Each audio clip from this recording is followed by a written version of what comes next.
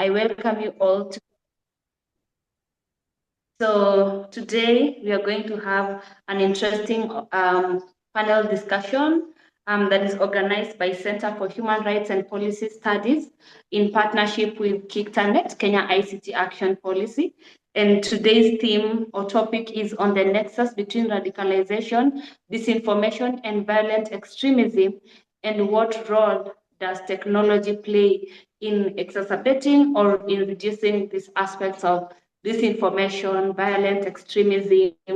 And today the purpose of today's discussion is even just to unpack what does it mean when we say disinformation, what does it mean when we talk about radicalization, what do these terminologies mean, and in Kenya's context, where does technology play, what role does technology play in promoting this? So today we are going to be graced with a very able panel. And in the panel, we have Dr. Halkano, Abdi Wario from Institute of Security Studies. We have Ms. Cherie Oyier. Apologies for that. We have Ms. Cherie Oyier from KICTANet.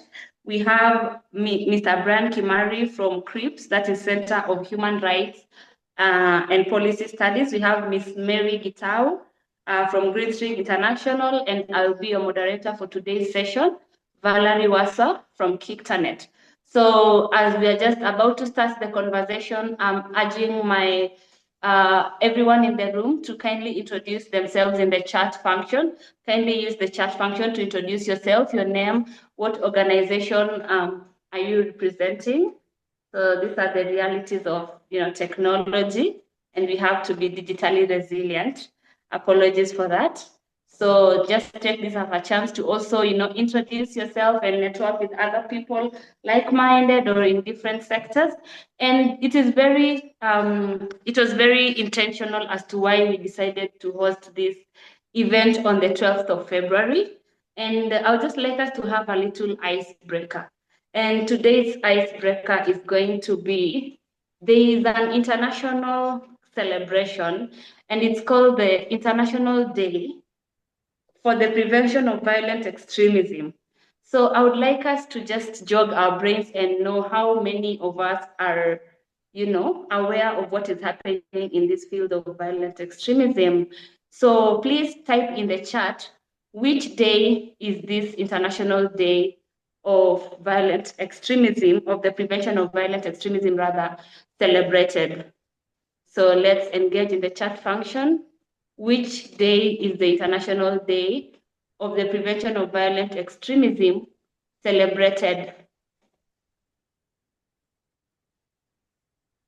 Kindly let us use the chat function. And also I can go to the next question, is that who established this International Day? Actually, the full name is International Day for the Prevention of Violent Extremism as and when conducive to terrorism. So this International Day, who started it? Is it CHRIPS? Is it KICTANet? Is it the Ministry of Ministry of Internal Security, or is it which body established this International Day for the Prevention of Violent Extremism? I can see there's more introductions in the chat. So guys, please let us interact so that this can be as interactive as possible. Okay, maybe one more minute before I spill the beans. So, okay, for those who do not know, the International Day for the Prevention of Violent Extremism was established during the 2022 UN General Assembly, and this year marks the 3rd anniversary since this day was put into place. So I can see Calvin says 12th February. Calvin, umeniibia mwa Kenya. You're waiting for me to say. So indeed, he is right. It is celebrated every 12th of February, and this marks the 3rd year. So everyone, happy International Day for the Prevention of Violent Extremism, as and when conducive to terrorism. And so this is very timely that we actually decided to organize this event. And the whole idea is to say that, okay, there is violent extremism. I mean, Kenya is there's no better country, in East Africa to talk about this. We've always seen with these attacks, the due to attacks in the malls and all that, around election, religious extremisms and all that. But then we are saying in this current day, in this fourth industrial revolution, where does technology come in? Is technology an enabler, or is technology an enabler of exacerbating violent extremism, or can we actually use technology for good to help in reducing this? So without wasting so much time, I would like to welcome my panelists. And I would just like them in 1 minute, each of them to just say in their mother tongue, how do you call violent extremism? If you're supposed to explain to someone in your mother tongue, violent extremism, how would you do that? So let's start just one word or two words. Let's start with Dr. Halkano, if you're there. Thank you so much, Valarie. I'm thinking what will be a direct translation of violent extremism in my mother tongue. I really can't find a word that will capture that. The word for war will be Olki, which doesn't necessarily even translate it as violent extremism. I will let that pass, as I think I've never given this a thought, but I have like series of words that are in my mind that combines to explain the concept of extremism that is violent in nature. So perhaps as others are saying, probably my word will come up. Go ahead, Valen. Thank you. Next we have Ms. Cherie Oyier. Hi, Valarie. Hi, everyone. Thank you for joining us today for this very important conversation. My name is Cherie Oyier. I work at KICTANet. And Val, you put us on the spot. I usually pride myself as I spoke Luo first before I spoke any other language, but for some reason, I really cannot come up with either violence or extremism, that translation. But I'll think about it. Maybe I'll put it on the chat once I think about it. So unfortunately, I'm failing my entire community at this point. Okay, no problem. Maybe next we can have Mr. Brian Kimari from Center of Human Rights and Policy Studies. Brian, are you there? Okay. Next we have Miss Mary Gitau from Greenstring. Hello? Is there a word? Hello. Yes, Sorry, yes. Brian. Mm-hmm. Oh, thanks, Mary. Apologies. I was still dead. Sorry, Brian, go ahead. All right. Thanks, Mary. Sorry, I was still muted there. I was saying hello, and I hope Mary can help us with this here question, because I would have to call my grandmother and explain very slowly what violent extremism is and hope to get a translation. But thanks for having me. I think I'll let Mary respond whether she has an answer. Okay, finally we have Mary. Please go ahead. Should have gotten this question 3 weeks early because I have actually never thought of it in my mother tongue.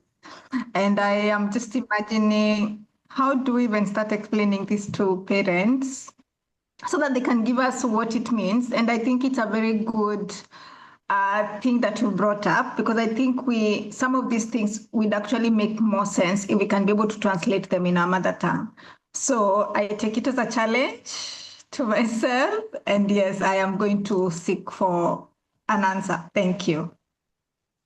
Okay, yes, indeed. And as you said, Mary, this is exactly something we should think about, because most times we always have this conversation around the elite, and yet most, potential victims or people who are influenced to join these groups, etc., are always people who maybe English is not their first language, or is not a language they communicate in, or even Kiswahili. So without wasting much of your time, I would just like us to jump into the panel questions. And the first question is addressed to Dr. Halkano Abdi. Dr. Halkano, you have 5 minutes to answer this question. And the question is, when you're talking about this... also, sorry, I forgot to say just a little housekeeping. If you're not speaking, kindly just put your microphone on mute to avoid background noise or echoes. And also, if you're joining with two devices, kindly mute the audio in one of those devices to avoid the echo effect. So the question to Dr. Halkano is that there are these three terminologies. There is disinformation, there's propaganda, and there's misinformation. So these terminologies are big English words. What are the differences between these three words? And specifically, why, and how do these distinctions matter, especially in the context of radicalization? So Dr. Halkano, your 5 minutes begin now. Thank you, Valarie.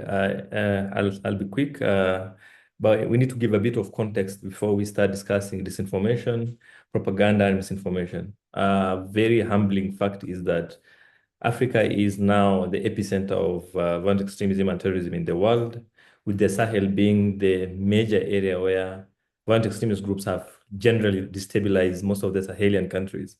Secondly, for us to get a good context of what these three terms mean, we need to understand the near death or near irrelevance of the legacy media.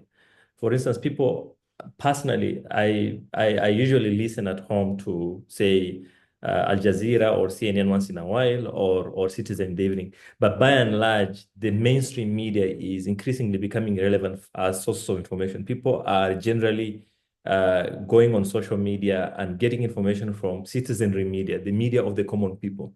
With that background, we can now discuss why are these three terms particularly important and what is the distinction between them. So with this understanding that there is huge decentralization around how people acquire information in the world today, which is completely different 10 years, 20 years, 30 years back. With that, I think it's good to give a rough understanding of these terms that are often interchangeably used. The first one is disinformation. This often connotates use of information that is false, that is deliberately created and spread. So disinformation has this element of intentional deceit. Someone goes out there to put information that they know completely untrue, but is put there for particular purpose of deceiving people. Secondly, when you also look at disinformation, there is, aside from the fact that there is inaccurate information involved, there is the intention to deceive. And it's a very strong tactic that is used in psychological warfare, in propaganda, which I'm going to define again. Groups want to influence public opinion. They want to hide facts or truths. So they put out information that is untrue. And terrorist groups are often good at this, and not just terrorist groups, but also government. Also politicians, especially in East Africa region, are very much adept at use of disinformation. Secondly is propaganda. Propaganda is usually a very misleading information that is used to front political cause or viewpoint. Let me a bit define it better. So this is a kind of systematic attempt to shape the opinion of the public, to manipulate how people see things, and to direct behavior towards specific things, so that the person who spreads this have 2 minutes. has an intent to this. And then the third one is misinformation. This is usually an information that is put out there that may be false or not false, but the intention is not often to mislead. It's done more or less as a way people spread things that they hear, and often they cannot verify if one thing or is it true or not. So with regard to these three things, three key points stand out for me. One is intentionality. In the case of disinformation and propaganda, there's deliberate attempt to do that. Misinformation is often accidental. Purpose. Why do people put out misinformation? Why do people out disinformation? Why do they put out propaganda? And the other one is the element around truth. So I'll stop at that. We can elaborate that more when we do more discussion. Thank you.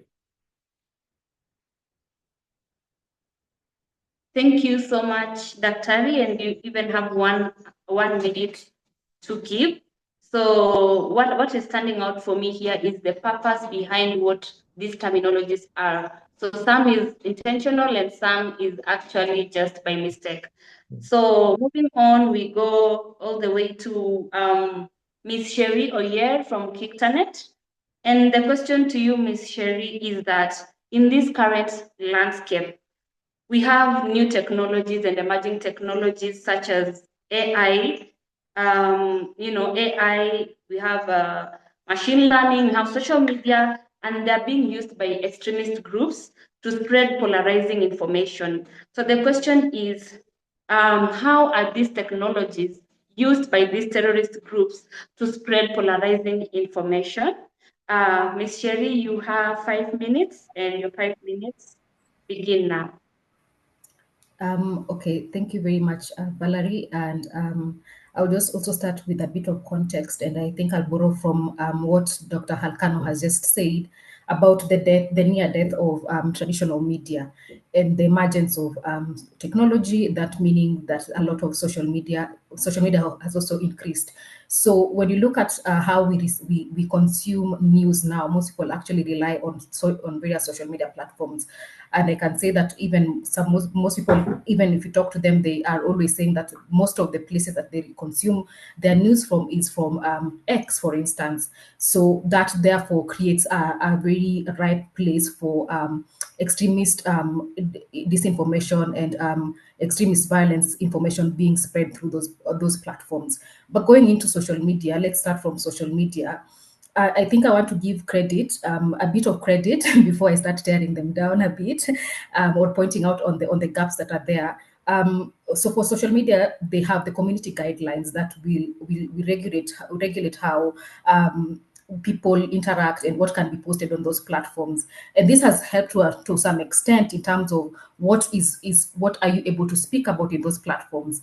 But also we know very well that other than those social media platforms that are public, there are also those closed platforms. For instance, we have the WhatsApp, Telegram, for instance, they're closed groups. So in these platforms, because there's really for you to actually get in there, you have to maybe have known someone. So there's maybe there could be usually that comfort that no one can access these platforms, and of course that other layer of encryption. So usually these community guidelines may not really apply to them. So in that sense, therefore, we see very well how privacy and encryption can act as a double-edged sword. On one side, it provides that ability to communicate and freely have expression in there, but also it can also be a potential ground for spread of misinformation, disinformation that are extremist. So that is one of the problems. Also, another thing that is still on social media is the issue of anonymity, still connected to privacy.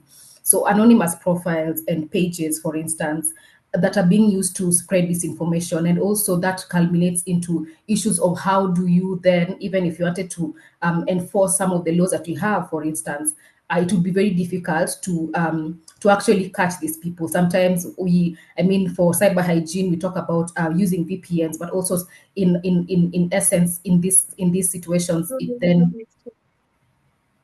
it then acts as a double-edged sword in that instance. Another thing that also, I think, Valarie, when you started off, you asked us to do in local languages. I think it's very important to discuss this on these platforms. There's the issue of the use of local languages to spread disinformation and misinformation and also violent extremism that promote violent extremism. How is this a problem? When we use local languages, we have not yet had these social media platforms have not yet they don't have enough content moderators, or at least content moderators with local contexts to flag these languages, or this when you're using the local languages. So in that essence, therefore, we find that as much as we might have content moderation, some of this information or disinformation would bypass those firewalls that are put there. And for instance, the work that you're doing at KICTANet in terms of coming up with lexicons, it is focusing on TFGBV, that is technology facilitated gender-based violence, but can also, I think the work that you are doing right now can also be applied into even issues of violent extremism, so that we have lexicons that are like a dictionary of words that can be used to spread this. And now going just into looking into issues of AI and machine learning, which I feel are usually a bit connected because of how they work. When you look at AI, there are issues of deepfakes. You've seen deepfakes in terms of videos or images that are very realistic, and that those are being used. Those can be used very easily for spread of disinformation, and that raises violent extremism.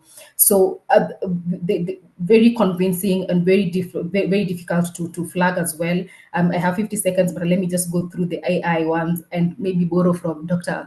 Wario's 1 minute. The bots as well. We've seen that bots are also being used when you look at social media platforms. Bots are being used to perpetuate a very harmful extremist disinformation. So they are being used. They just basically get into when one thing is being discussed, bots are being used to just push that narrative. So that is something that we're seeing as well. And also issues of micro targeting. You remember Cambridge Analytica and what happened, that once you identified a vulnerable group, a group that might be more they may be more aligned to accepting violent extremist messages, then you feed them with that kind of message consistently, so that there's that issue of now believing in that and then following that as well. So I think these are some of the things that we're seeing in terms of social media, AI, and machine learning. Back to you, Val. Thank you, Cherie, for that. So next question is going to be addressed to Ms. Mary Gitau from Greenstring International. And yeah, I do agree with all you said about the language barrier and the need to actually bring in the 47 plus languages in Kenya into this conversation around violent extremism. And please do check out once KICTANet gets to launch, the lexicon in the different local languages. So next we have Ms. Mary Gitau. Ms. Mary Gitau, you have 15 minutes to answer this question. And the question is very multi-layered, so please do unpack it for us effectively. And the question is, when you're talking about socioeconomic issues such as marginalization, unemployment, or lack of access to resources, how do these issues contribute to susceptibility of disinformation? And then the second part of the question is, then how can we address these root causes to reduce vulnerability? So let me just set the timer because I believe in keeping time. So your 15 minutes begin now.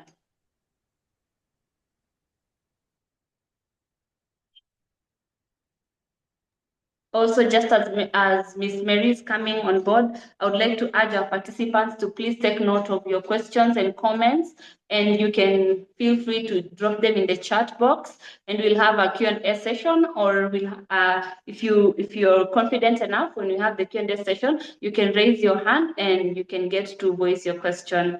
So over to you, Ms. Mary. I don't know if you're there.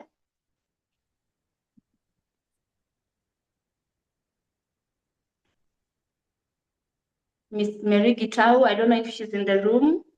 If not, then we can move to the next panelist in the interest of time. So the next question is being addressed to Brian Kimari. So let me just reset the timer. So Mr. Brian Kimari, from a research and program manager at CHRIPS, your question is, how can data inform the interventions to combat disinformation and extremist content online? And what regulatory frameworks are needed to address these challenges effectively? So I'll just repeat the question. How can data inform the interventions to combat disinformation? Sorry, I don't know if someone who has the microphone on. Lydia, please mute your microphone. Okay. So how can data inform interventions to combat disinformation and extremist content online? And what regulatory frameworks are needed to address these challenges effectively? Brian, if you're there, you have 15 minutes. So your 15 minutes begin now. Thanks a lot, Valarie. Just to begin on this question on what kind of data can we use? Maybe we need to think about what kind of data do we need? What do we understand about how these systems are exploited and how disinformation comes into the picture? So a real key part to think about answering this question is analyzing how different terror groups and recruiters exploit online content sharing platforms, and what kind of actions they use this for, from incitement to radicalization, recruitment, training, planning.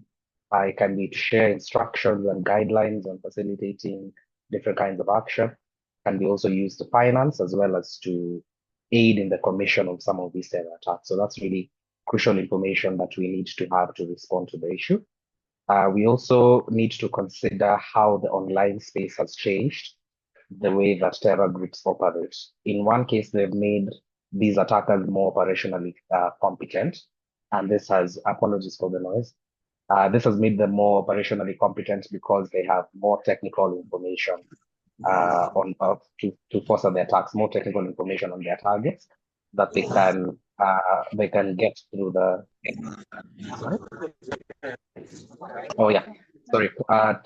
Competent technical information that they can get through social media, particularly the personalized algorithms that fuel targeted propaganda, and that can especially be targeted at those who feel particularly isolated or disenfranchised, or those who are facing social and economic marginalization. There's also examples. Sorry, could you mute? Sorry, just 1 minute. Felix Ochieng, kindly please mute your microphone to avoid interrupting. Felix Ochieng, kindly mute your microphone. Thank you. Yeah. So there's also need to understand how terrorists themselves are using social media as well, how they're broadcasting attacks lives on social media in some cases, and how that influences challenges on the ground, particularly where there's been concerns around increased consumption of internet videos, display graphic violence, and also demonstrate certain aspects that are crucial for terrorists, such as firearm and explosive uses, instructions on how to use some of the emerging technology, and also how to assemble explosives and that kind of thing. And also we need to be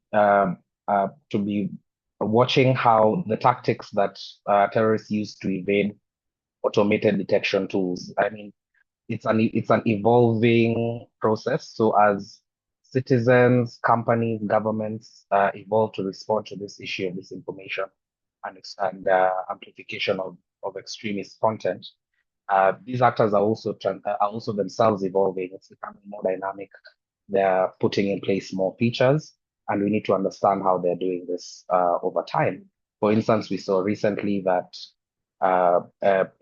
for some platforms, including TikTok and Twitter, even in Twitter, terrorists have themselves, ISIS supporters have found themselves with check marks, and Twitter X has recently been condemned for that, for selling subscription fees to terror groups as well. So really, this information becomes really crucial to think about how to respond to the problem. This information becomes an essential component of extremist narratives that Al-Shabaab consistently exploit to justify their actions. And they've relied on inaccurate and biased ideology. And a key goal of it, and I know Mary will speak to it later, is really to manipulate the feelings that people have, to play into already sensitive issues. And this can justify extremist violence and also attract recruits. So it's really crucial for us to understand what kind of ideology they're proffering, what kind of even materials they're using beyond the online spaces. Many of the terror groups themselves have media arms that produce official propaganda material towards, increasing radicalization. There's also a wide range of formats that's used now, from audio, text, video. Many of them have magazines, They put out music videos. We've seen this with some of the ISIS supporters as well. And also just producing different material and disseminating on different social media platforms. So we've seen a lot, particularly on Facebook, X, YouTube, WhatsApp, and more recently, Google+. So that's happening quite a lot more and is considered a massive problem. Very recently, YouTube was also received many complaints because of engagement algorithms that make users susceptible or vulnerable to terrorist recruiters. There's a polarizing influence that can be there when the engagement algorithms are constantly seeking out more engagement, where sometimes it leads to action that basically tailor content to users to maximize user engagement. And the primacy of engagement, because of now advertising models, which are fundamental design of the automated systems that run social media platforms, there's a problem where maximizing engagement often increases issues of polarization and extremism, particularly within age group of like-thinking users. So when you find, particularly in situations where the information is targeting communities of like-thinking people, and the content will tend to elicit sectarian either fear or hatred, and which largely seems to really intensify polarization. And often this is not the intention of the social media companies themselves, but this is because the amount of time spent on this platform is really a key part of the paid advertising that make the social media platforms so lucrative. So it turns into this issue of polarizing misinformation and extremist propaganda because of the amount of time that people spend on there, and the way that the platforms are driving engagement, including liking, sharing, and issues like retweeting. So that ends up being quite a major problem. For this, we also know that artificial intelligence systems are playing an overarching role in this disinformation phenomenon. And how we know that is particularly because of the new opportunities to create or manipulate text, image, or video and audio. So, in particular, the advent of deep fakes has made the creation of fake videos and audios highly accessible as well. And they're also easy to make and easy to purchase, easy to acquire the services. 2020 report found that for just under $3, anyone can order a fake video of a person of their choice, provided that they have at least 250 pictures of that person. So this is not likely to be a problem for people who are users of Instagram or Facebook, so these issues like deepfakes can be particularly problematic when it comes to issues of violent extremism, because as we said, violent extremism targets the already sensitive feelings of marginalization, isolation, and this can easily devolve into to increased violence in some of those areas. They also, of course, contribute to rapid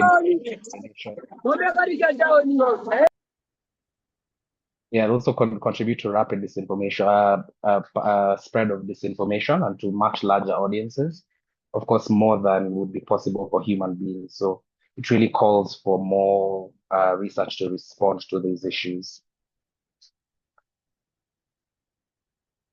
Yeah. Thank you. Sorry, go ahead. Yeah, I just wanted to get an indication on the time. We good?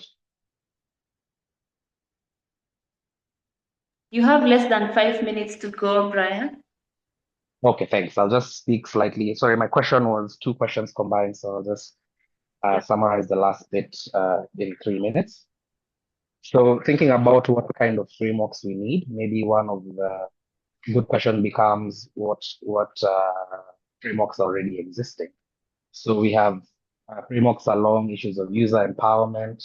We have legal frameworks as well as frameworks providing or requiring responsibility of the social media platforms and companies. And they become really important, particularly when you think about user empowerment, because this is really about connecting to those citizens who are using the social media platforms and who are at risk, who are vulnerable in some cases, particularly marginalized actors. That's why it becomes really key to focus on media literacy education. And this is not just on media literacy, but on procedural knowledge of how news is made.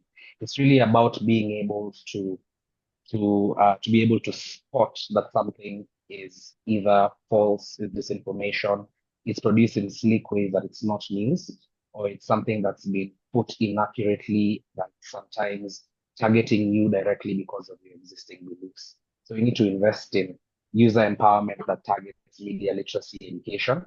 We also need regulatory frameworks, public awareness campaigns, and tech innovations that can help to counter this disinformation and link to radicalization. And we need the regulatory frameworks for user empowerment to also promote transparency around how content is amplified, how algorithm works, and also to increase knowledge among citizens of how this becomes a challenge. It's vital at this rate to also generate insights that can inform the development of policies and interventions that take into account the opinions of Kenyans in this case. You know, we have a lot of companies that are foreign companies that are working here, implementing, serving Kenyans in this region, but there's been very little around policies that Kenyans themselves can inform and how we Kenyans speak to this social media companies when they're setting up in the country. There's also a vital way to clear pathways for these users to report suspected disinformation or extremist content, and to enable them to verify information directly through fact-checking. There's also a need for legal frameworks, of course, establishing criminal sanctions, civil liability, and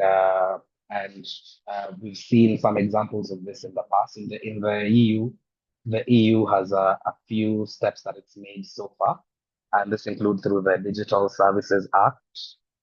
They also have a terrorist content online regulation and a code of practice on discrimination, where issues of extremism and polarization have also been considered largely. We can also learn from other countries, jurisdictions that have tried to put in laws in this place. Key is the Germany's Network Enforcement Act that came into effect in 2018. It seeks to combat hate speech, fake news, and misinformation online.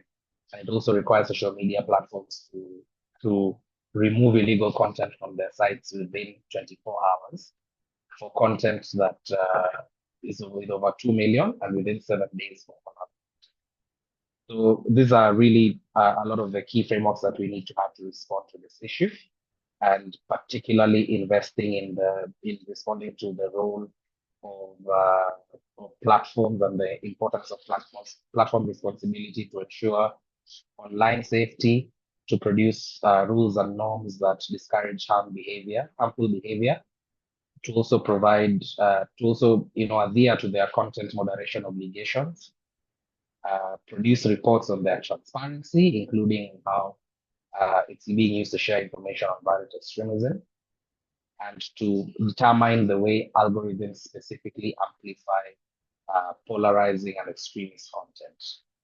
So I think that would be the essential when we're discussing the frameworks to respond to. Those are, user platforms, user responsibility, legal frameworks, as well as the platform's responsibility. Thank you. Thank you, Brian. That was quite profound. And what is standing out for me is the need to create more trainings and more awareness, around how to be able to detect this, myth and disinformation online, and even how to catch up with technology, because these violent extremist groups are not slacking on catching up with technology. And so being able to combat that then means we also need to catch up with new and emerging technologies, and even leveraging stuff like fact-checking apps, to just be able to know what content is true and which one is not true. So in this juncture, I would just like to confirm if Mary Gitau is there. Mary Gitau from Greenstring International. I am here. Okay, thank you, Mary. So allow me to address to you your first question. And the question is, how do, first let me set this timer. Okay, so your question is, how do socioeconomic issues such as marginalization, unemployment, or lack of access to resources contribute to susceptibility to disinformation? And how can we address these root causes to reduce vulnerability? In the interest of time, you have 7 minutes. And Thank you. your 7 minutes begin now. Go for it. So I apologize for what happened earlier. Technology fails at the last minute. So let's try and understand the connection between marginalization, unemployment, and lack of access. And one thing that clearly comes out clear is that disinformation targets desperation and exclusion. And when different communities face marginalization or are not employed, or they're even lacking resources, what happens? They become very vulnerable to narratives that actually validate their feelings or validate their frustrations. And this often happens in low-income areas, conflict zones, all among those people who've been excluded from the mainstream and social participation. So just thinking about even marginalization, what does actually marginalization do? How does it affect us, or how are we affected when we think about disinformation? And when communities feel unheard or excluded, they actually turn to different narratives to explain their struggles to those who care to listen. And this, what happens, there's what we call for scapegoating, where information comes as a way of blaming religion, ethnicity, political kind of groups. And this becomes a way to exploit those who feel that they're actually marginalized. What else happens? There is also building around conspiracy theories. And the marginalized groups also believe that there's hidden forces that are actually working against them. And this could be even things to say that maybe the government is even wants us to remain poor so that they can always take advantage of us. So there's always conspiracy theories that keep coming for those who are feeling marginalized. And of course, now there's recruitment to the extreme groups, where the radical groups now position themselves in a way as they are the truth tellers, claiming that, the mainstream is actually lying and we are the truth tellers. So they become the better alternative. They tell us, join us and we will fight for justice. What happens when we think about unemployment? Unemployment, when people are unemployed, what happens is that they're desperate for hope and purpose, or a place to belong. And especially for the young people who lack these opportunities and these jobs, they become frustrated, they're bored, they're feeling hopeless.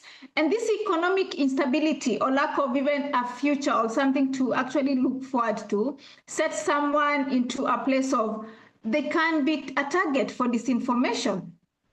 So a quick solution becomes crime, extremism, or even conspiracy. And so the other thing that comes is there's always a promise of a financial gain, and that's why people go to the other extreme, or even creating an enemy. So people tend to create an enemy from the mainstream to the other side, because if you join us, this is how we're going to make your life better. There's glorification of even the criminal activities. So you tend to find that the young people actually move to that side more. And this is because everybody needs to have a belonging. Everyone wants to belong to something that is actually that is purposeful. All of us want to feel we have a sense of purpose. What about lack of access to information?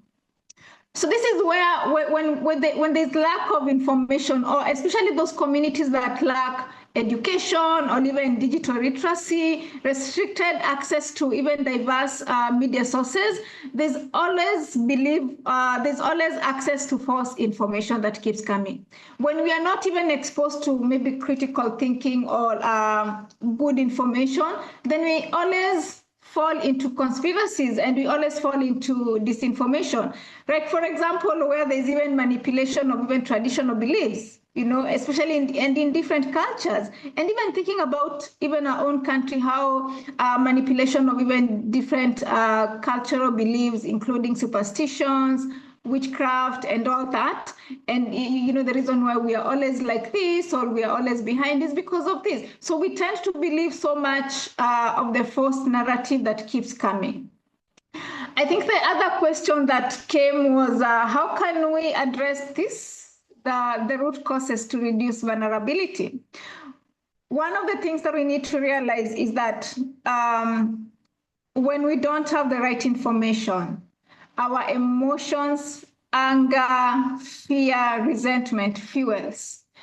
And we are always put in a place where we are very vulnerable. So we become fearful. We are always running away. We even see a police car somewhere and we're thinking we are a target. We become angry at any small thing. We do not even want to listen. Even when we have the right information, we do not want to even listen. And then, of course, now these conspiracy theories, the marginalization, the lack of employment leads to resentment to the government, maybe even the mainstream media, even information. Like if we are having accessible information, it could even become to resentment. So how do we do this? So one of the things is how can we be able to even kind of sit in different groups and just allow people to even talk about those deep down feelings.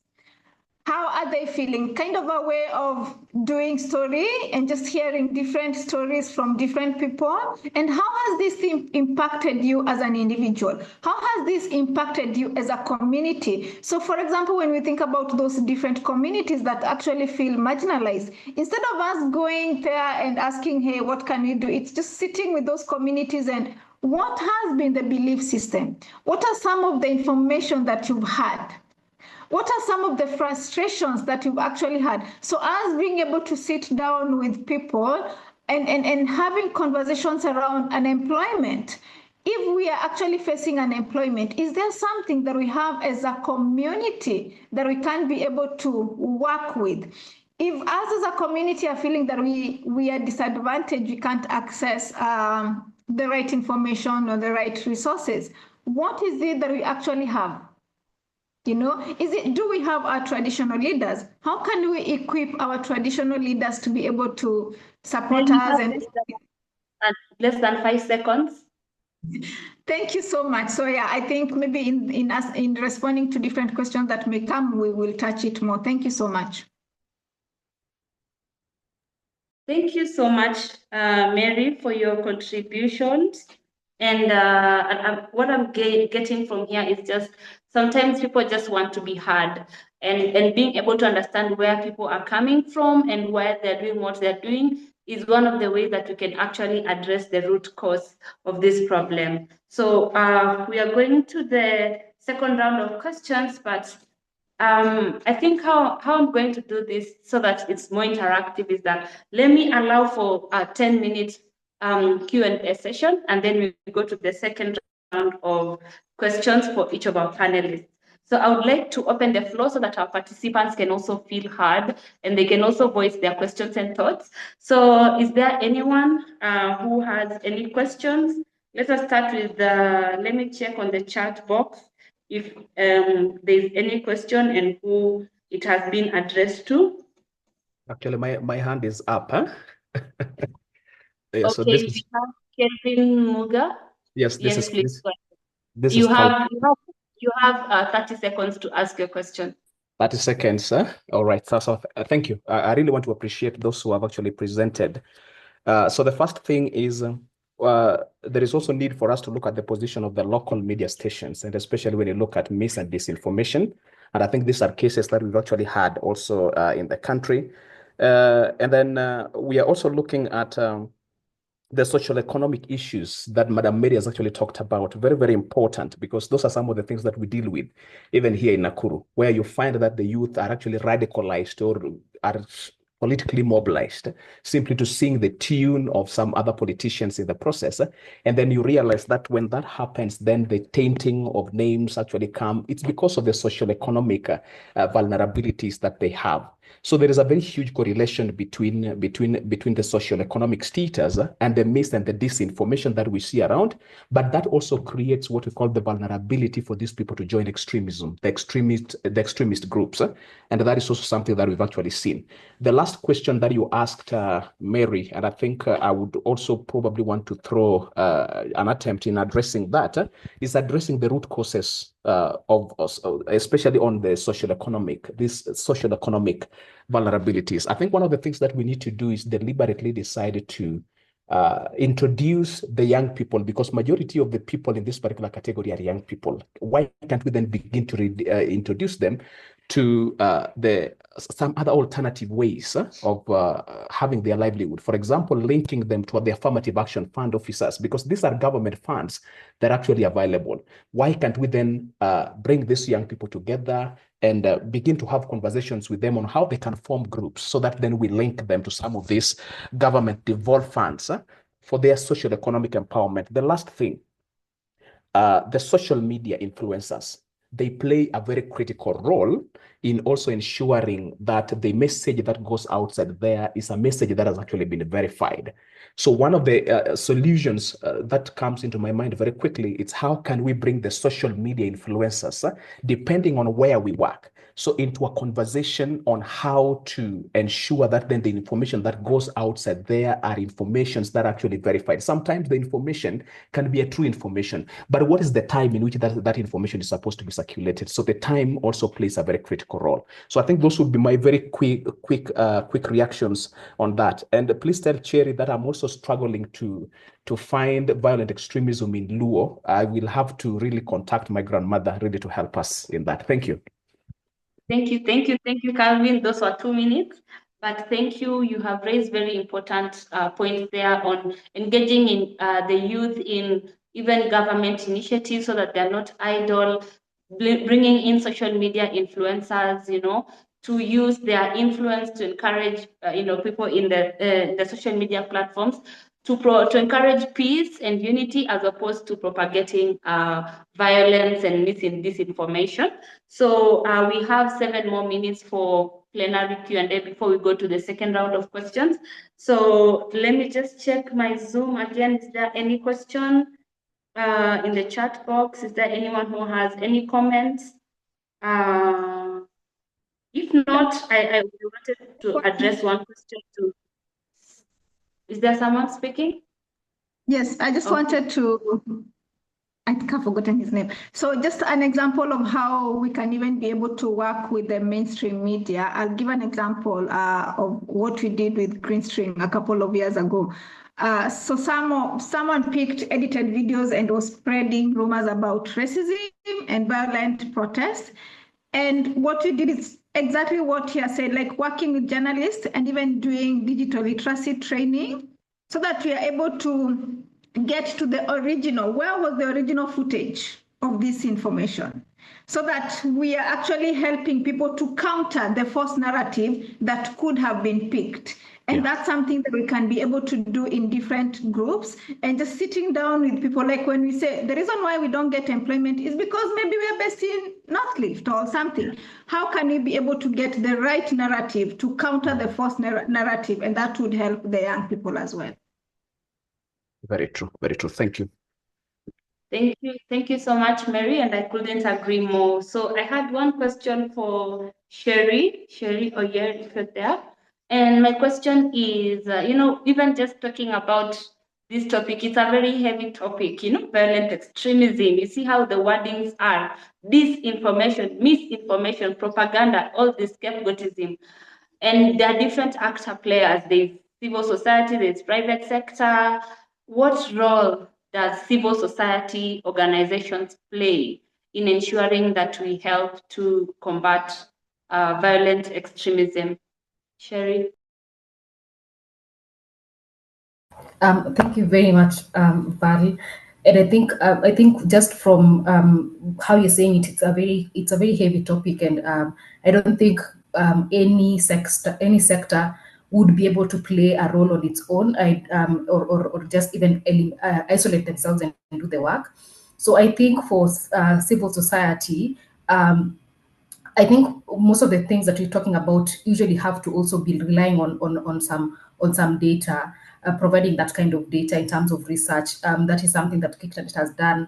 Last year, we did a research that was focusing on surveillance technologies and laws, just for purposes of just highlighting on how laws are being used to limit the civic space, but also when you're looking at from an violence extremist point of view, also there's need for such data, so that it's not just a talk shop, but also just coming up with data that shows what the problem is, and also data that also in terms of recommendations. So for instance, if you're looking from a digital point of view, then that kind of research would then lead to in terms of making changes in terms of the actors, the different actors. What does government need to do in terms of the laws that are there? What do social media platforms have to do in terms of their regulations and guidelines that they have in their social media platforms? And I think holistically, it is a multi-stakeholder job. It cannot be just isolated to one stakeholder group. So I think from that aspect, therefore, we are seeing even issues of, for instance, I think it has come up through from all the panelists, issues of there's that gap in terms of digital literacy, and therefore vulnerable groups are also affected. So how do we influence government in terms of even just aside from this work in terms of job creation and employment, and then also issues of digital literacy? How do we build that gap? How do we empower people so that they're able to have things that they're doing, so that they're not predisposed to vulnerabilities that would then make them fall into violent extremism? So I think, again, as I've said, it's not a job for one stakeholder group. It is a job that we would only be able to do when we come together. Absolutely, 100%. And what I'm hearing is multi-stakeholder approach, everyone coming on board, and just ensuring that even as we advocate for policies, they come from a point of evidence-based policies backed up with research and data. So we still do have 2 minutes for Q&A before we go to our second part of questions for our panelists. So I really, really want to not leave our participants left out. I don't want this to feel like a lecture. So going thrive, is there anyone who has a question, a comment?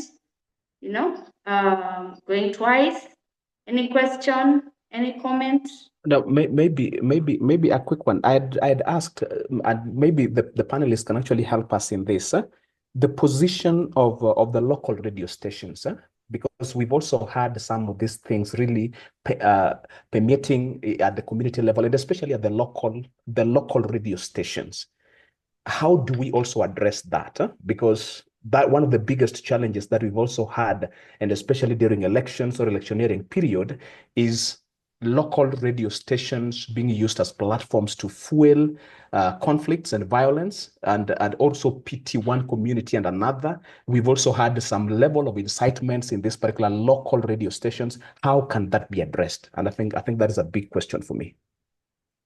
Thank you, Calvin. You raised a very important question there. Is there a panelist who would like to answer that in under 1 minute? The role of local radio stations in combating violent extremism. Any of our panelists who would like to talk about that?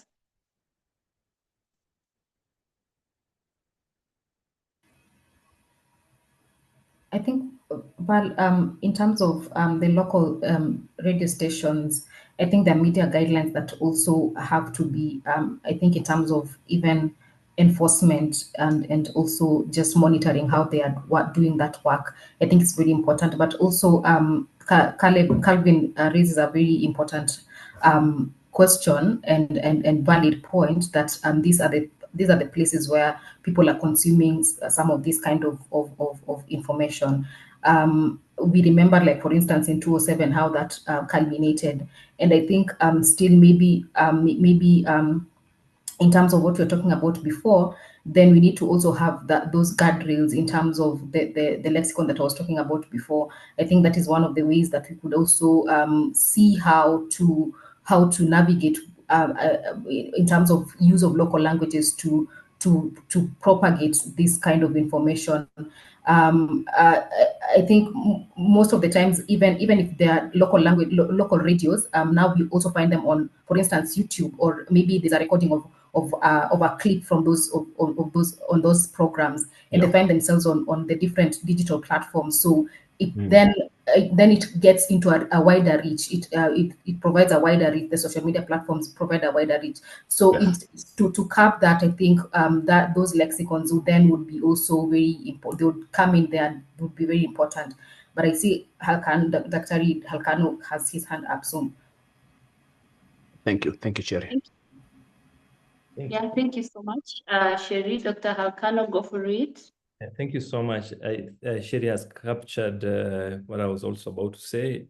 So basically, unless there is an elaborate effort made to monitor these radio stations and also to train most of the broadcasters on these radio stations, because these radio stations have very specific ethnic constituencies or religious constituencies that consume it for the very fact that they identify with the voices and the ideas that such stations ascribe to put out.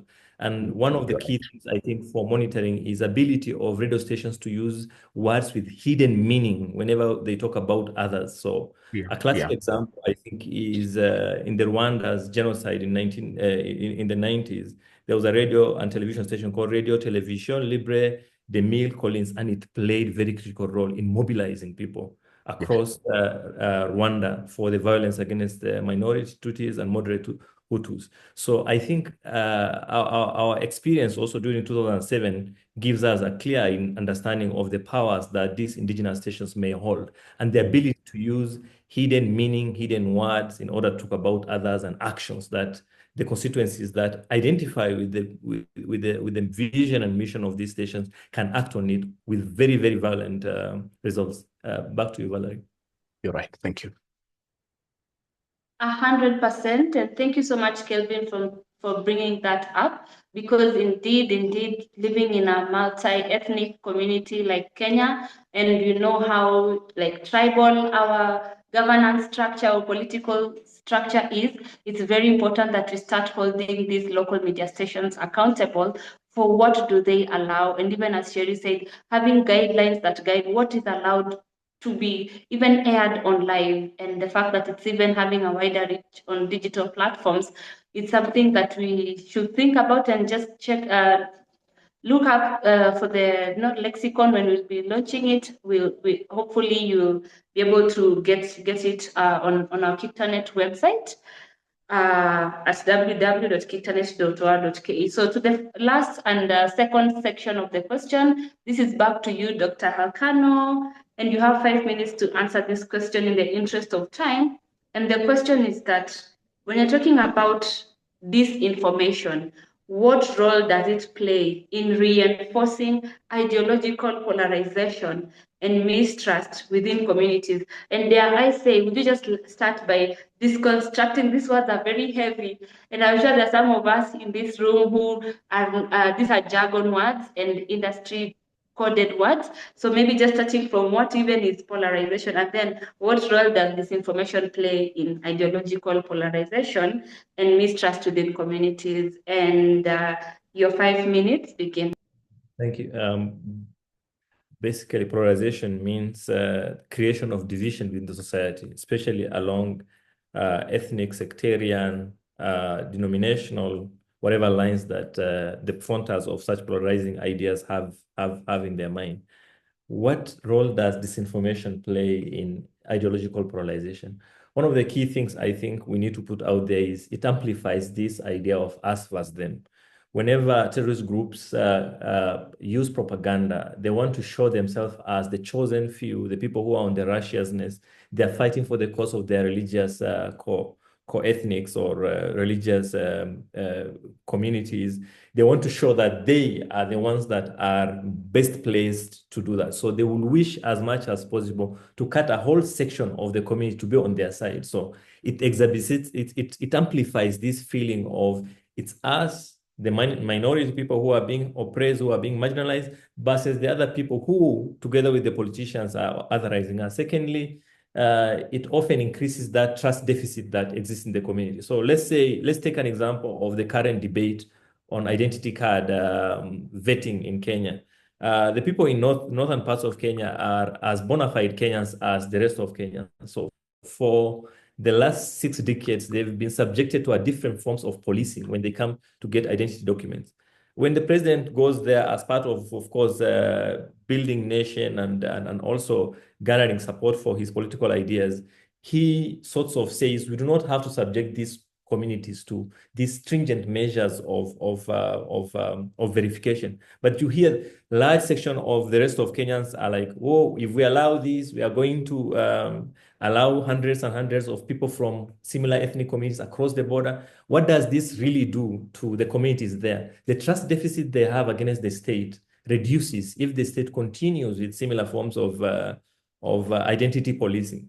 Thirdly, it often facilitates recruitment. So when disinformation is done, when Al-Shabaab shows how they are victorious against AMISOM or ATMIS or whatever formation that is existing in Somalia, that video or that picture or that narrative will ring very close, will rings with the ideas of the young people who may feel vulnerable. So disinformation can actually facilitate recruitment.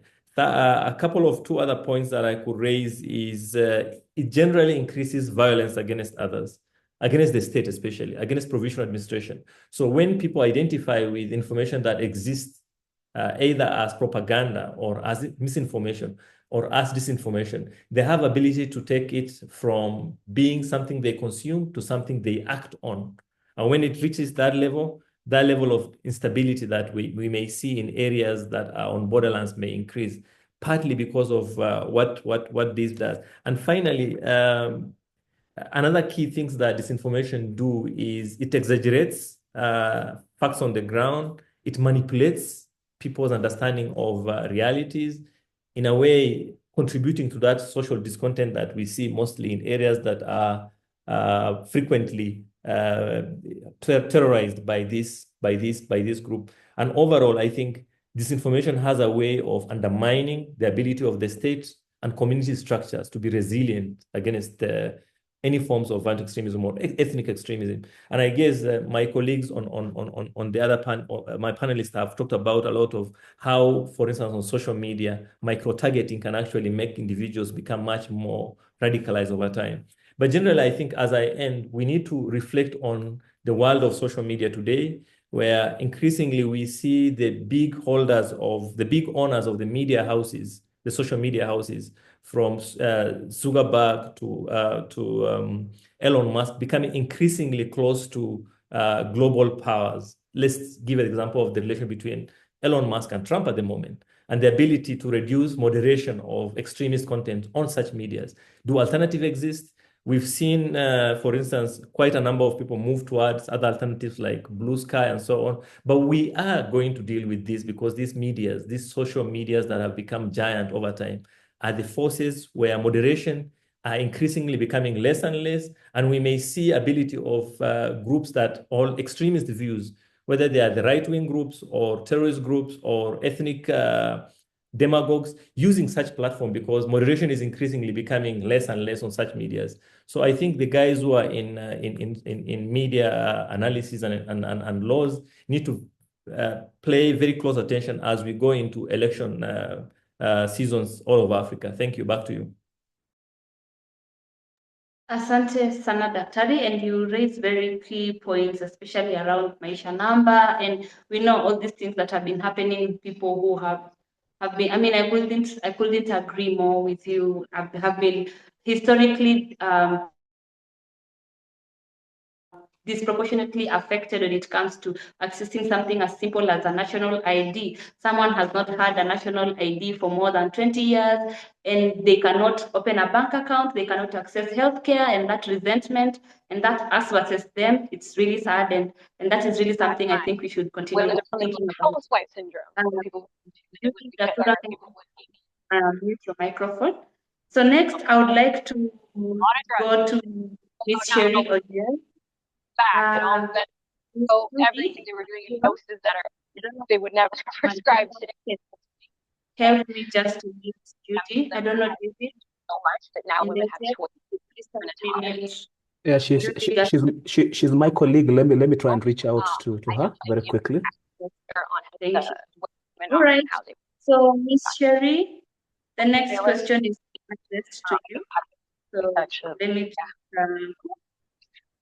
it's like I think okay, so the next question is addressed to Ms. Cherie, and the question is, you have 7 minutes to answer this, Ms. Cherie. Are current algorithmic design practices inadvertently prioritizing extremist content, and how can this be mitigated? And I would just like to kindly request you that even as you answer this question, to please break it down to us so that we can really understand what this actually even means, and also as well as giving us mitigation measures to help address this. So Ms. Cherie, if you're there, your 7 minutes begin now. Okay, thank you very much, Val, for that question. And maybe to put it in context, and maybe to just preface this, is that algorithms, we've had algorithms for a long time. Maybe we just didn't know, maybe it was not front-facing as it is right now. But algorithms are the things that help you in terms of, if you go on your YouTube channel, on your YouTube page, and you like listening to Sauti Sol, so it brings you more Sauti Sol music other than Coastal Juan, for instance.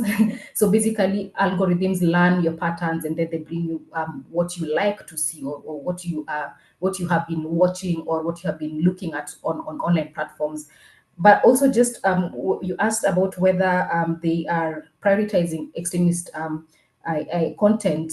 I think the algorithmic design, as it was, I think initially, it was not intended for these purposes. The purpose was to help people to maybe to learn their patterns, to make life easier. It was for efficiency. So if you were doing shopping, for instance, you'd get more advertisements that are things that you have looked at on Facebook, for instance. You would get more things that you have been looking at in the past, so that you're not going through a whole catalog of things that you may not really resonate with you. So that was the essence of algorithmic designs. But of course, we know that nefarious actors in the world have used these same designs to now do to do nefarious things, like, for instance, propagate extremist narratives, and also terrorist narratives as well. So we see that some of the ways that they are inadvertently prioritizing extremist content is, when you look at social media platforms, the way it is designed is they rely on it's reliant on posts or content rely on engagement optimization. So you see, for instance, in terms of likes and shares and comments, those are the things that drive engagement. If you do not have likes, shares, and comments, then that post is not going to be very is not going to bring about as much engagement as it would.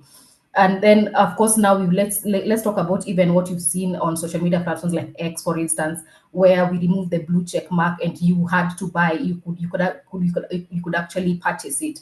So that also removes the issue of authentication. You don't know which platform is the correct platform. And as you mentioned before, and Dr. had also mentioned before, that you see that most of people actually receive their news on online platforms. So if those platforms, you do not have ways to verify truth, it becomes very difficult. So this has, when you have prioritization of engagement, therefore you get that highly extremist content therefore gets it's very provocative, so you'll get most people sharing and liking, and therefore when more people like and share, it's disseminated even more to other people's pages. Also, some of the design practices that we're also seeing is the creation of echo chambers. Because of the algorithmic recommendations, you tend to see more of what you have consumed in the past, and that echo chamber, it kind of has a filter. You get like the phenomenon of a filter bubble where you become isolated. So let's say you are a vulnerable person because of, let's say, what Mary was talking about, the vulnerability economically, all that, the resentment, and now you're only receiving very extremist, very hateful content. You get that is the only content that you're receiving. I'll give an example. If you I think on TikTok, for instance, people say they have created their For You page block by block because the content that they receive and that they're consuming is exactly what they get on their feed. It's constantly getting the same kind of content. So you can only imagine then how then extremist violent groups could leverage on that for purposes of targeting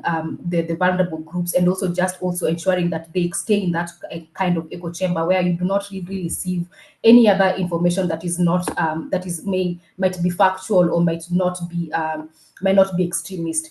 Of course, also issues of novelty bias on these platforms as well. A novelty bias in terms of whenever you receive very new novel ideas on social media, they tend to come up on the feed. So that also propagate that in terms of now more people are going to see it, and therefore if it's extremist, therefore more people are going to see it. So these are some of the designs that might have been put there in for good, but now are being used or are also perpetuating violent extremist content as well. So some of the mitigating factors that I would talk about, I've talked extensively about lexicons in terms of, we are seeing, for instance, in the Kenyan context, in the Sahel area, that violent extremist content and terrorist extremist content as well is usually in local languages. There is need for us to mitigate that, and that can only happen if we know what is going on in those platforms, and if you're able to get the context of the language that is being used. So I mean, using that mechanism to navigate that is very important. Again, another thing is that usually when you talk about content moderation, the one of the conversations that is usually, or discussion that usually had, is that most of the content moderators are actually drawn from Africa. And it is very important that, however, even though they're drawn from Africa, they usually are trained for Western content, for instance. It is important that now we train them on African content. And other than that, also, we also need to have them remunerated enough. There's a case that is still ongoing in terms of in Kenya, where the content moderators in Africa are not well remunerated. They're not provided enough psychosocial support. If they're having to watch extremist violent videos in order to flag them for purposes of protecting the rest of us. So in order to optimize them to be able to do the work that they need to do very well, they need to be remunerated properly. They need to be provided for psychosocial support so that they're able to do that work. And then, of course, issues of algorithms are very complex and very most people do not understand them. And most of these social media platforms actually leverage on this, because at the end of the day, their business model is to make money. It does not matter what kind of content it is. And therefore, they usually social media platforms are really not really keen on providing transparency in terms of how are their algorithms perpetuating these different forms of extremist violence content. So it's very important that we have transparency from that part, and also having oversight. We need bodies that can oversight this platform, so that they're able to provide us, for instance, even as researchers, on how the algorithms work and how they promote some of these things, and so that you can also help them to mitigate this. I think that is all for me in terms of the mitigating factors. Thank you so much, Cherie. And I've actually just learned so much, about how algorithms are made and they're created and how they're designed. And it's very interesting, even what you said about how people say on TikTok, I've built my For You page brick by brick. And I think it's something that we need to think about. Just as we continue with the two last questions, I'm just urging our participants to please note down their questions. either in the chat box, or you will have another session where you can ask your questions. So at this juncture, I would like to present the next question to Ms. Mary Gitau from Greenstring.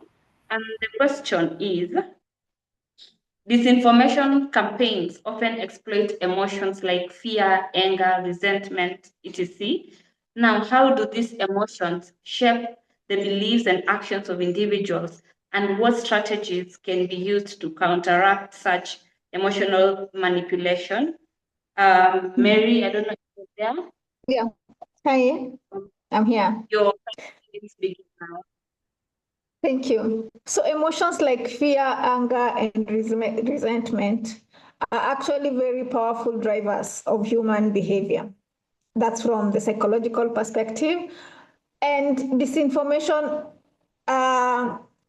campaigns actually deliberately manipulate these emotions. And this is because they want to shape the people's beliefs so that they can push their own ideologies, which includes inciting actions that could also lead to violence, radicalization, or even deep society mistrust. For example, fear, when someone is fearful, it actually triggers more reactionary decisions as opposed to even rationality. So you become more reaction. The way you protect yourself is like just reacting instead of even being rational. So, and this actually makes them very vulnerable to false or oversimplified solutions. So, so how then does even fear exploit disinformation, or how fear is exploited by disinformation? One, because at times we even manufacture crises, and this includes using fake news, or even using scare tactics for control, or even exaggerated threats from, let's say, for example, from outside. And even before I move from fear into anger, what is it that we can even be able to do so that we even counter fear from people? And that's what I had even mentioned earlier in response to the question where we want to do even fact checking. We want to even be able to promote resilience, resilience-focused narratives. Is the narrative that we are hearing going to build resilience? Is it going to promote resilience to the people that are hearing? So we want to have narrative that is actually very promoting narrative to the young people or to anyone that is involved. And then we also want to be able to train different communities on how they can manage crisis information. And this means even verifying sources of information. And it works so well if we're able to do it in the community for people to be able to verify sources of different information, because there are different people that we rely on when we think about information. The other, of course, my colleagues have talked about even us versus them narratives, which anger fuels the us versus them narrative. Because anger reduces what we call critical thinking and increases also the reactionary behavior. And this makes it easy for us to spread disinformation without even verifying, because we are angry, we are outrageous, we are even, and even we even start deciding, I'm going to say this, I'm not going to say this, even when I know the truth. And of course, this provokes a lot of mobs and violence and impulsivity. And we just find that people can be impulsive and even destroy things even unintentionally. So how can we be able to counter some of this anger-based disinformation? So one of the things we want to do is to probably encourage reflections before reactions, where we want to ask people, can we pause and just verify? Instead of really focusing on even the negative, can even more encourage people to focus on solution-focused discussions, where we are moving from the blame-centered narrative to a more solution-focused narrative. We want to engage respected leaders. We know our chiefs, our traditional leaders, our sheikhs, our religious leaders, including the sheikhs, the pastors, the imams, the traditional healers, our grandparents. These are the respected leaders. How can we be able to use them so that they come out and calm the discourse rather than the reactionary anger? And then the other thing is about resentment.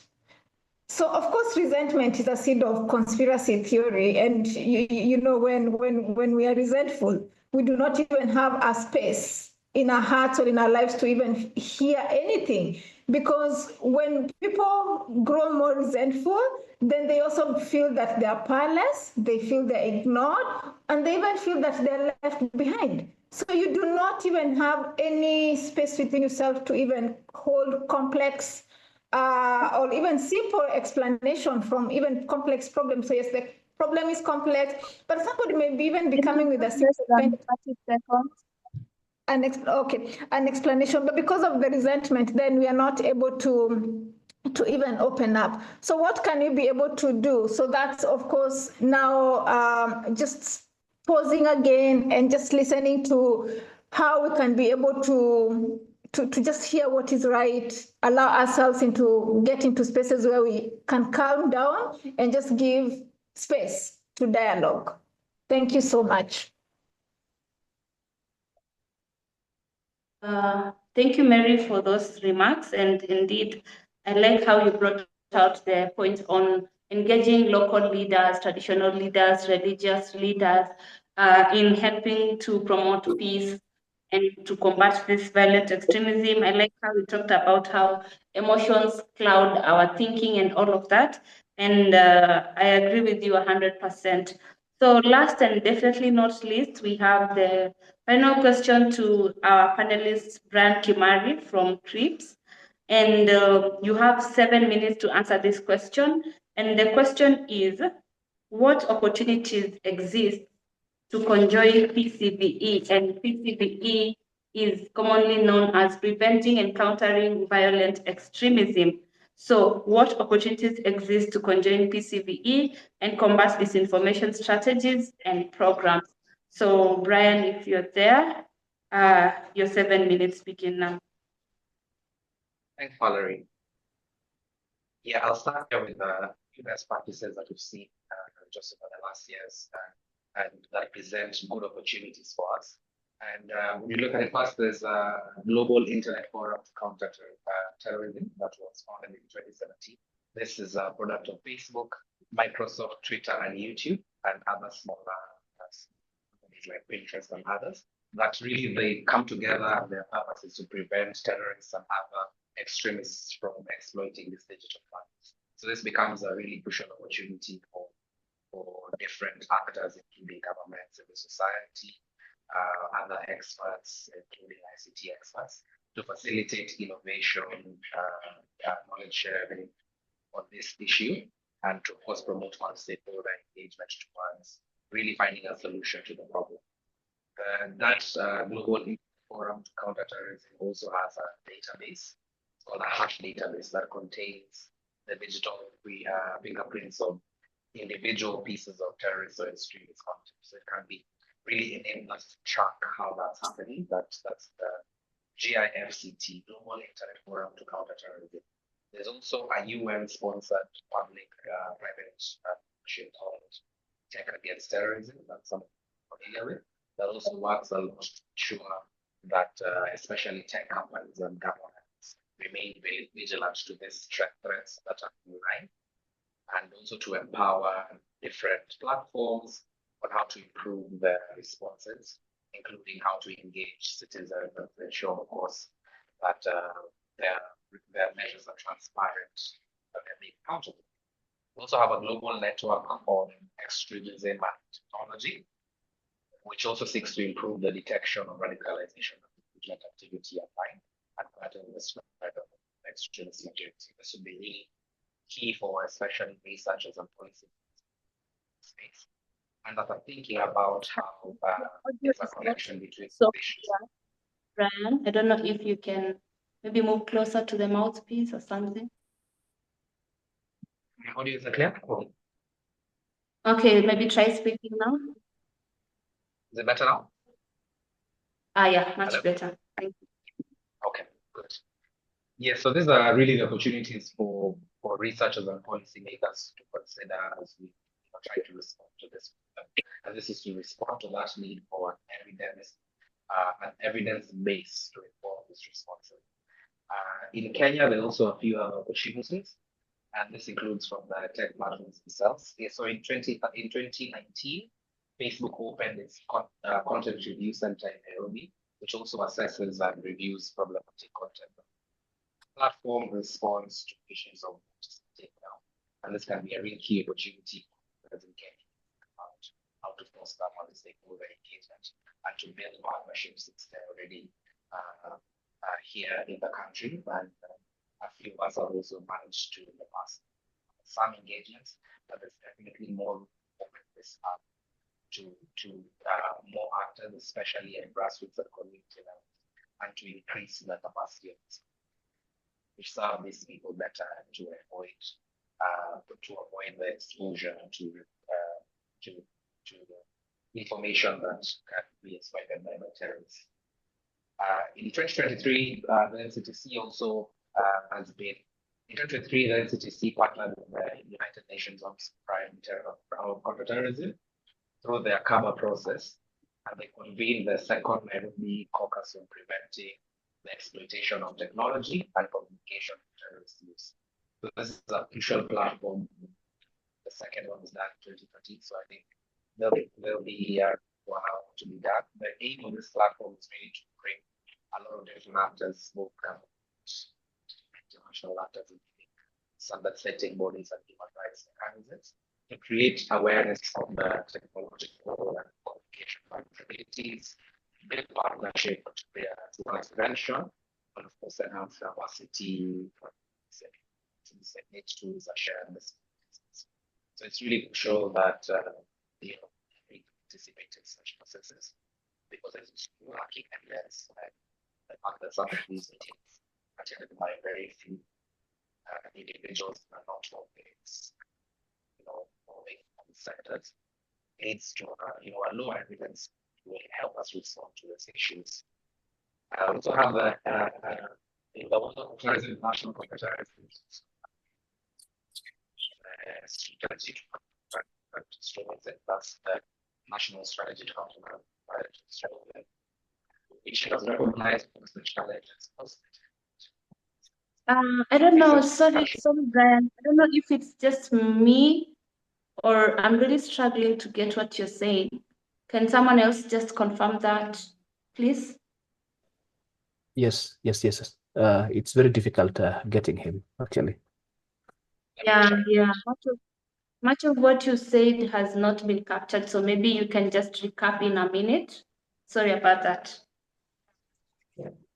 Okay, sorry. Am I coming out clearly now? I've just moved my earphones, maybe. Better now, thank you. Yes. Thank you, Grace. Yeah, I've seen that. It's an earphone problem. So I was saying that there's been a lot of progress in the last few years from the tech platforms themselves. They've come together to form groups that are responding to some of these things and providing information, including the Global Internet Forum to Counter Terrorism, which is founded by Facebook, Microsoft, Twitter, and YouTube in 2017. We also have a UN-sponsored public-private partnership called Tech Against Terrorism that works to really ensure that tech companies and governments remain vigilant against the online terrorism threats. There's also a global network on extremism and technology that seeks to improve the detection of radicalization and recruitment activity online and curtail the spread of extremist material.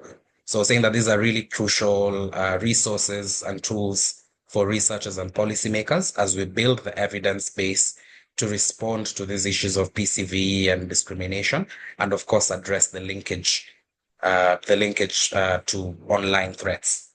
I was also mentioning that in 2019, Facebook opened a content review center in Nairobi, and that can be a key lever for all of us actors, all stakeholders here, to push for more multi-stakeholder engagement towards addressing those issues.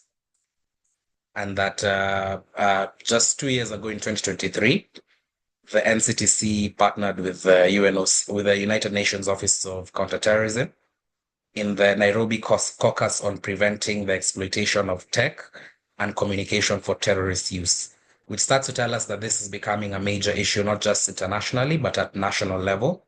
And this caucus was it was the second kind of its kind, and it was created really to create awareness of the vulnerabilities being exploited by terrorists and to encourage more sharing of lessons and experiences and best practices towards being able to respond to that problem. Also mentioning that the NCTC, the National Counterterrorism Center, is currently reviewing the national strategy to counter violent extremism. And in some of the meetings, the meetings to revise it, they recognize the challenges posed by technological advancements such as AI. And we haven't managed to look at the entire content of the strategy, but we hope that it will also have a lot more clarity on what strategies we can employ to respond to this issue. I think I will stop there for now. Considering the time is taken. Thank you, and apologies for the sound issues. No problem. We can't always beat technology all the times. But thank you so much. And probably if it's not too much to ask, is it possible that maybe you can just type in the chat, or if you have written it somewhere, if you can take a photo and just share some of those forums, especially those that are actively open to engagements, like some of these engagements, both global and national, that any of our participants could see how they can plug in. I think that would be such a great resource, because you really mentioned very good initiatives right there. And I believe when we have more people adding their voice and more entities adding their voice, we can be able to counter violent extremism. Thank you so much to our panelists for creating the time to prepare and even answer these multi-layered questions. And at this juncture, we come to the second round of plenary, which will be 10 minutes. So we're supposed to finish at 12:45. If we have 10 minutes, that means 12:47. And then, so I'm just kindly seeking your indulgence. Sorry, 12:53. If we can extend to that time, because I understand that we're supposed to end at 12:45. So if that is okay, maybe you can just let me know if there's any objection. Or I think that should be okay. So I'm seeking your indulgence just for 10 minutes. So at this juncture, I hope that we all have our questions ready with us. I'm just going to check the chat function if there are any questions dropped there. And also, I don't know, you can raise your hand using the raise hand function, and I can choose upon you to ask your question. And please, if you get selected, just 1 minute max in the interest of time. So I cannot see any questions in the chat. Let me see if there's any hands raised. There's been a lot of, nuggets of wisdom shared by our panelists, and I do believe you, even just a comment, even just saying great discussions right there. So kindly participants, any questions, any comments?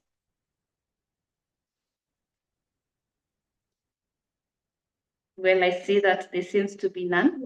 So maybe I can just ask our panelists to just in 2 minutes maximum. I'm literally going to time that because I want us to finish in time. So in just 2 minutes, if you can just share your parting shot, and it has to be a parting shot, something that we'll actually remember, because violence extremism is really a big problem in Kenya, and we want to see how can we end this. So I will start with Dr. Halkano. Kindly give us your parting shot. If there's anything you wanted to mention in the panel and you didn't get time, this is your time to also address that. Thank you, and the 2 minutes begin. Okay, thank you so much, Valarie. So as part of my parting shot, I could just say that the problem of violent extremism and other forms of extremism is still with us here in Africa, especially in the Horn of Africa region. While the problem persists, we've been seeing increasing attention not given to this problem at the moment, given that there are also other competing challenges that the region faces. Therefore, while the group may not appear to be as virulent as it were before, they still exploit social media platform in order to propagate their ideologies, targeted especially at the youth to be sympathizers or to become even operative for this one extremist group. So my key parting shot is to ask or to recommend better collaboration between state agencies that are dealing with violent extremist groups, whether at prevention level or at community level, to work closely with the members of the communities because they are the consumers of these social media contents, and the tech companies that, again, Brian had mentioned before, in order to better address the problem of disinformation. I think we owe it to the communities here in Africa, especially here in the Horn of Africa, to better address this problem at the source, as it were, rather than deal with the impact of it. Thank you. Thank you so much, Halkano. Next, I'm going to give it to Ms. Cherie Oyier. Your 2 minutes begin now. Okay, thank you very much, Val, and I appreciate every panelist and the contributions as well from the participants. But I think my parting shot is that violent extremism, we cannot look at it from surface level. We have to go deep into those other issues that, for instance, economic issues, financial issues, historic marginalization and all that. So we need to look into those things in order to actually come up to the surface to deal with this iceberg that you can see.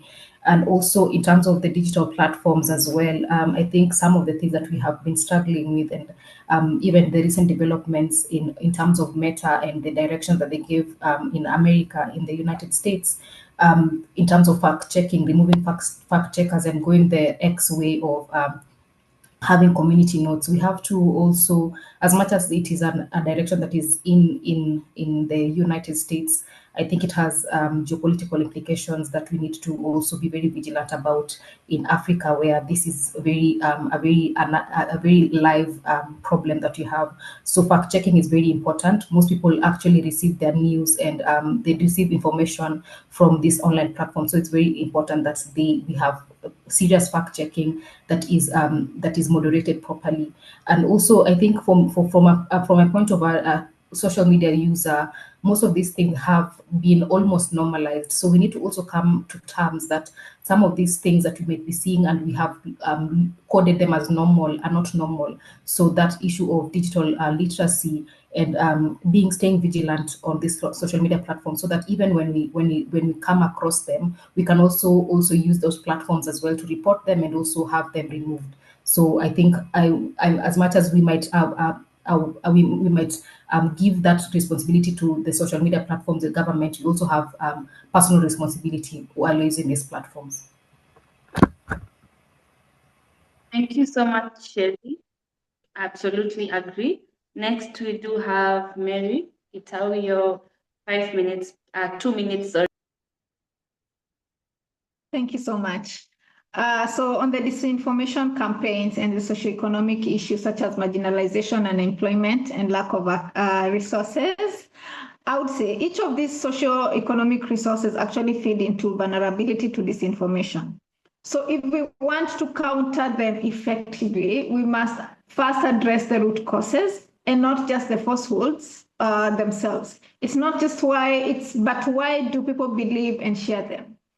And how do we do this? I would encourage us to think about storytelling, trauma-informed interventions, digital literacy trainings.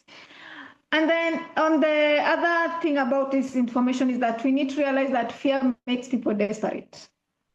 We need to provide an environment that is calming, verified alternative to panic-driven disinformation. Anger fuels division. So we need to promote things like fact-based, solution-focused conversations instead of us reacting. We need to realize that the last thing I would say is resentment actually erodes trust. And when we think about trust, what we need to do is, can we give communities power and visibility in different platforms and in decision making so that these people feel that they are trusted again. Thank you so much. It was a joy being part of this. Asante sana, Mary. I couldn't agree more with you. Indeed, resentment, resentment, what does to trust? Resentment erodes trust. Absolutely, it does erode trust. And finally, we do have Brian Kimari. Your 2 minutes begin.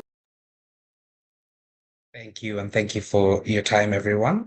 Just in conclusion, I'll say that, well, we've seen and we've heard through a discussion that while the technology and the new factors might be novel, like the social media algorithms in themselves might be novel, the way that this tech is used by violent extremism and terrorists reflects really the ideologies and the mindsets that have existed offline for many years, which includes a lot of exploitation of different propaganda and different narratives. So as we respond to this problem, it's important to think about social resilience. And it's important to start from this point of enhancing social resilience, as well as promoting digital and information literacy skills, alongside any of the countermeasures that will be held to, for instance, hold AI and social media companies accountable. There's additionally a lot of need for these companies to maintain transparency and to also have a meaningful human rights due diligence and accountability approach in the way that they handle their company and the way that they respond to users, and specifically address disinformation and extremist content online. Thanks a lot. Thank you so much, Brian. So what is resonating for me among all the panelists is the need to look at this from a systemic angle, addressing the root cause of these problems and not just the iceberg. What I'm also seeing is that collaboration is needed and at all levels and all angles, both horizontally and vertically, what our president likes saying, bottom-up approach. I'm also seeing issues like fact-checking for platforms is very key. Disinformation campaigns is important. Resentment erodes trust. Enhancing social resilience, promoting digital and information resilience. And what better way to end this conversation today? Ladies and gentlemen, thank you so much for giving me and giving CHRIPS and KICTANet over about 2 hours of your time. At this juncture, I would like to say that this conversation should not end here. So kindly share your takeaways on social media platforms across LinkedIn, Facebook, Instagram, TikTok. Kindly tag us, tag KICTANet, tag CHRIPS, and I would also like to plug you guys. If you would like to join a network of more than 1,200 members, multi-stakeholder groups discussing about ICT policies, then KICTANet is the place for you. If you're interested around research on human rights and policy studies, then CHRIPS is the place for you. So I've dropped in some links on the chats function. So kindly check them out. You can join our mailing list at KICTANet. You can check out Center for Human Rights and Policy Studies on their website, see what they're about, their publications, send to KICTANet, our research and all that, and follow us across social media. And I have been your lovely moderator, Valarie Waswa, and until next time, have a good day.